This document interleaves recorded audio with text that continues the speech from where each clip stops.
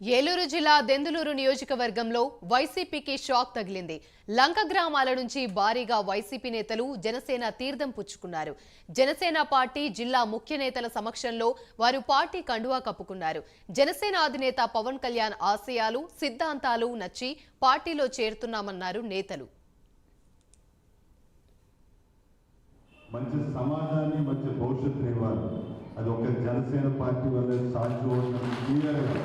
ఎందుకంటే అనే ఆశయాలు ఎలా ఉంటాయంటే ఎంతో కష్టపడ్డారు. మరి ముఖ్యంగా ఇంకోటి చెప్పాలి, మొన్న వరద బాధితులు రాష్ట్రంలో సుమారు 400 ముంపు గ్రామాలను మొదటి విడతలో ఐడెంటిఫై చేసినప్పుడు మన ఉమ్మడి పశ్చిమ గోదావరి జిల్లా నుంచి 72 గ్రామాలకు ₹1,00,000 చొప్పున ఆయన వ్యక్తిగత డబ్బు ఇవ్వడం జరిగింది. అందులో దెందులూరు నుంచి 14 గ్రామాలకు ఇవ్వడం జరిగింది.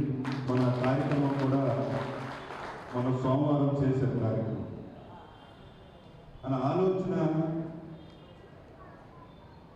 ఎంత దూరం ఉంటుందంటే, ఇప్పుడు పైగా మన గంగవృత్తులు అగ్నికుల క్షత్రియులు అందరూ ఈరోజు చెప్తున్నారు జనసేన పార్టీలో మా నాయకర్ గారు వెంకటలక్ష్మి ఉన్నారు.